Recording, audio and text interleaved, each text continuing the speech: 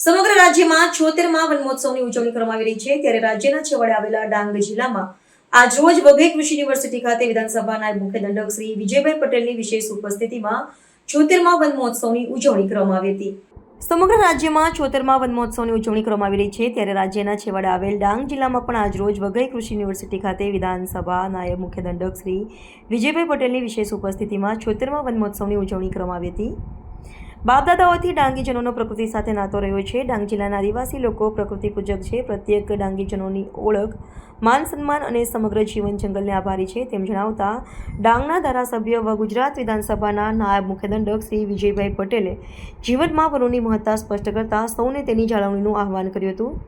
76મા વનમહોત્સવના કાર્યક્રમની જિલ્લા કક્ષાની ઉજવણીના અધ્યક્ષ સ્થાનેથી બોલતા શ્રી વિજય પટેલે ડાંગના પ્રકૃતિ પ્રેમી અને પ્રકૃતિ પૂજક પ્રજાજનો જ જંગલના સાચા રક્ષકો છે તેમ કહ્યું હતું। જંગલમાં વસતા આદિજાતિ પરિવારોનું વનાધારિત જુદી જુદી યોજનાઓના સથવારે તેમનું જીવન ધોરણ બદલાયું છે તેમ પણ તેમણે જણાવ્યું હતું। વન મહોત્સવની શરૂઆત ગુજરાતના પુત્ર અને ભારતના પ્રથમ કૃષિમંત્રી ગુજરાતી સાહિત્યકાર શ્રી કનૈયાલાલ મુનશી દ્વારા ઈસવીસન 1950માં કરવામાં આવેલું હતું તેમજ તત્કાલીન મુખ્યમંત્રી અને હાલના પ્રધાનમંત્રી નરેન્દ્રભાઈ મોદી દ્વારા રાજ્ય સહિત તમામ જિલ્લા અને તાલુકામાં વન મહોત્સવની શરૂઆત કરવામાં આવી હતી। દક્ષિણ ડાંગ નાયબ વન સંરક્ષક શ્રી નીરજકુમારે વન વિભાગની કામગીરી વિશે જણાવ્યું હતું કે વન વિભાગ દ્વારા એક પેડ માં કે નામ અંતર્ગત 35 લાખ વૃક્ષનું વાવેતર કરવામાં આવ્યું છે તેમજ લોકો માટે પ્રાકૃતિક શિબિર યોજવામાં આવી છે તેમજ લોકોને વાડી યોજના, માલિકી યોજનાઓ પણ લાભ આપવામાં આવ્યો છે તેમજ સંશોધન માટે વઘઈ કૃષિ યુનિવર્સિટી ખાતે વન વિજ્ઞાન કેન્દ્રનું લોકાર્પણ કરવામાં આવ્યું છે।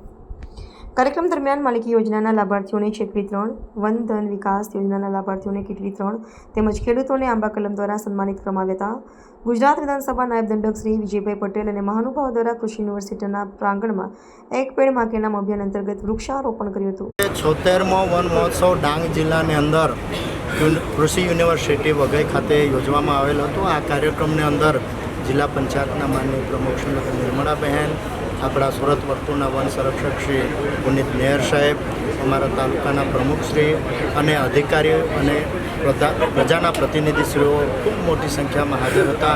સાથે સાથે વૃક્ષપ્રેમી, વન્યપ્રેમી ભાઈ બહેનોની પણ સંખ્યા ખૂબ મોટી હતી। ત્યારે આ 76મા વનોત્સવ નિમિત્તે અમે બધા લોકોને આહવાન કર્યું છે કે આ વનોનું જતન કરીએ, વનોનું સંરક્ષણ કરીએ, જેના થકી જે ડાંગનું નામ છે કે જંગલ છે તો ડાંગને બધા જ લોકો યાદ કરે છે અને આ જે ઇકો ટુરિઝમ પોઈન્ટો જે છે તે જોવા માટે હજારો લાખોની સંખ્યામાં પ્રવાસીઓ ડાંગની અંદર આવે છે। એના કારણે એક રોજગારીની તકો પણ ડાંગમાં ઊભી થઈ છે।